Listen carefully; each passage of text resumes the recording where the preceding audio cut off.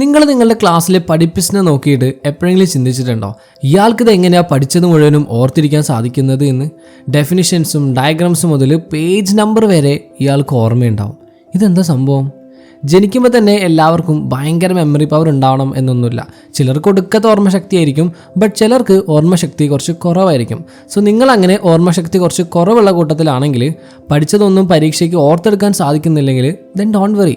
അതിനുള്ള കുറച്ച് പൊടിക്കൈകൾ, കുറച്ച് സ്മാർട്ടായിട്ടുള്ള ടിപ്സ് ആൻഡ് ട്രിക്സ് ആണ് ഈ ഒരു വീഡിയോയിൽ നമ്മൾ നോക്കാനായിട്ട് പോകുന്നത്. What's good everybody, welcome to Motive Campus. Number 1, the understand first, memorise next. നിങ്ങൾ ഒരു ടോപ്പിക്കിനെ പറ്റി പഠിക്കുമ്പോൾ ആദ്യം അത് എന്താണ് എന്ന് മനസ്സിലാക്കുക, പിന്നെ മെമ്മറൈസ് ചെയ്യുക. ഇങ്ങനെ ചെയ്യുമ്പോൾ നിങ്ങൾക്ക് കുറച്ചുകൂടി നന്നായിട്ട് അത് ഓർത്തിരിക്കാനായിട്ട് സാധിക്കും. ഫോർ എക്സാമ്പിൾ, ഇപ്പോൾ നിങ്ങൾക്ക് ഫോട്ടോസിന്തസിസ് പഠിക്കണം എന്നുണ്ടെങ്കിൽ ആദ്യം അതെന്താണ് എന്ന് മനസ്സിലാക്കാം. അപ്പോൾ നിങ്ങൾക്ക് ഈസി ആയിട്ട് അതിൻ്റെ ഡെഫിനിഷൻ പഠിക്കാനും അത് ഓർത്തിരിക്കാനും സാധിക്കും. സോ ആദ്യം മനസ്സിലാക്കുക, എന്നിട്ട് മെമ്മറൈസ് ചെയ്യുക. Number 2, the study like they are teaching someone. നിങ്ങൾ ശ്രദ്ധിച്ചിട്ടുണ്ടോ, നിങ്ങൾ വായിച്ച് പഠിക്കുന്നതിനേക്കാളും ആരെങ്കിലും പറഞ്ഞു തന്നാൽ നിങ്ങൾക്കത് വേഗം മനസ്സിലാവും അല്ലേ? ടോപ്പേഴ്സ് പഠിക്കുമ്പോൾ അവർ മറ്റൊരാൾക്ക് പറഞ്ഞു കൊടുക്കുന്നത് പോലെ പഠിക്കും. അപ്പോൾ ഇത് എളുപ്പത്തിൽ അവരുടെ മെമ്മറിയിൽ സ്റ്റോർ ആവും. നിങ്ങളും ഇതൊന്ന് ട്രൈ ചെയ്ത് നോക്കുക. ആദ്യം നിങ്ങളൊരു ടീച്ചറാണ് എന്ന് ഇമാജിൻ ചെയ്യുക, എന്നിട്ട് നിങ്ങൾക്ക് ഏത് ടോപ്പിക്കാണോ പഠിക്കേണ്ടത് അത് നിങ്ങളുടെ സ്റ്റുഡൻസിന് പറഞ്ഞു കൊടുക്കുന്ന പോലെ പറയാം. അപ്പോൾ എന്താവും, ആ ടോപ്പിക്ക് നിങ്ങൾക്ക് നന്നായിട്ട് മനസ്സിലാവുകയും ചെയ്യും, ആൻഡ് പിന്നെ അത് മറക്കുകയുമില്ല. Number 3, they don't read 10x, they revise smart. നിങ്ങളൊരു ചാപ്റ്റർ എത്ര പ്രാവശ്യം വായിച്ചു നോക്കും? മിക്ക സ്റ്റുഡൻസും 10 പ്രാവശ്യം വായിച്ചാലും അത് മറന്നുപോകും. ബട്ട് ടോപ്പേഴ്സ് എപ്പോഴും 1-2 പ്രാവശ്യമേ വായിക്കുള്ളൂ. അതിനുശേഷം അവർ 5 പ്രാവശ്യമെങ്കിലും റിവൈസ് ചെയ്യും. സോ ഫോർമുല ഇങ്ങനെയാണ്: ആദ്യത്തെ ദിവസം ആ ടോപ്പിക് ഒന്ന് പഠിക്കുക, ദെൻ രണ്ടാമത്തെ ദിവസം അതൊന്ന് പെട്ടെന്ന് റിവിഷൻ നടത്തുക, ദെൻ 7ാമത്തെ ദിവസം അതൊന്നുകൂടി വായിച്ചു നോക്കുക, ദെൻ 21ാമത്തെ ദിവസം ഒന്നുകൂടി റിവൈസ് ചെയ്യുക. ഇനി എക്സാമിന് മുന്നേ ഒരു ഫൈനൽ റിവിഷൻ കൂടി.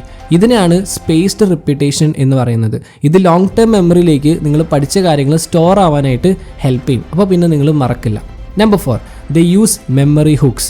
ജസ്റ്റ് റാൻഡം ആയിട്ട് ലൈൻ ബൈ ലൈൻ മെമ്മറൈസ് ചെയ്യാതെ പകരം ചില ട്രിക്സ് ഒക്കെ യൂസ് ചെയ്യുക, ലൈക്ക് ഷോർട്ട് ഫോംസ്. ഇപ്പോൾ മാത്സിലെ ബോർഡ് മാസ് ഒക്കെ ഇല്ലേ, അതേപോലെ. ദെൻ സ്റ്റോറി ട്രിക്സ്, പഠിക്കാനുള്ള കൺസെപ്റ്റ്സിനെ ഒരു കഥ പോലെ ഓർത്തിരിക്കുക.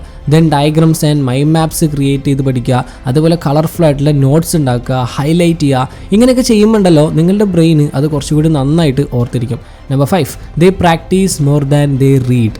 യെസ്, ടോപ്പേഴ്സ് എപ്പോഴും കുറേ വായിച്ച് പഠിക്കുക മാത്രമല്ല ചെയ്യുക, കാരണം അവർക്കറിയാം അതുകൊണ്ട് മാത്രം കാര്യമില്ല എന്ന്.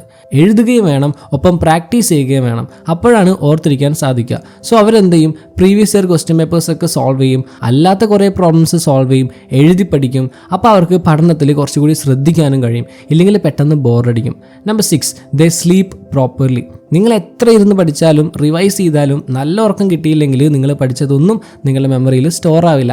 കാരണം നിങ്ങൾ പഠിച്ച കാര്യങ്ങൾ മെമ്മറിയിൽ സ്റ്റോർ ആവുന്നത് പഠിക്കുമ്പോഴല്ല, മറിച്ച് ഉറങ്ങുമ്പോഴാണ്. സോ നിങ്ങൾ പഠിച്ച കാര്യങ്ങൾ മെമ്മറിയിൽ സ്റ്റോർ ആവാനായിട്ട് 6 മുതൽ 8 മണിക്കൂർ വരെ ഉറക്കം മസ്റ്റാണ്. അല്ലെങ്കിൽ അന്ത്യോളം വെള്ളം കോരിയിട്ട് ലാസ്റ്റ് കുടമടച്ചു എന്ന് പറയുന്ന പോലെ ഇരിക്കും. So here is the truth. Toppers എല്ലാം ഓർത്തിരിക്കുന്നത് സ്മാർട്ടായതുകൊണ്ടല്ല, സ്മാർട്ടായി പഠിക്കുന്നത് കൊണ്ടാണ്. സോ നിങ്ങൾക്ക് അതുപോലെ നിങ്ങളുടെ ബ്രെയിനിനെ ട്രെയിൻ ചെയ്യാനായിട്ട് പറ്റും. നിങ്ങളിപ്പോൾ 6ാം ക്ലാസ്സിലായിക്കോട്ടെ, 10ാം ക്ലാസ്സിലായിക്കോട്ടെ, +2-ലായിക്കോട്ടെ, ഈ ട്രിക്സൊക്കെ നിങ്ങൾക്ക് എല്ലാവർക്കും യൂസ്ഫുൾ ആവും. സോ നിങ്ങളിതിൽ ഏതൊക്കെ ട്രിക്സാണ് യൂസ് ചെയ്യാൻ പോകുന്നത് ഒന്ന് കമൻറ്റ് ചെയ്യാം. So that's for today. Video എല്ലാവർക്കും യൂസ് വിചാരിക്കുന്നു. അങ്ങനെയാണെങ്കിൽ like, share and follow for more. Have A great day.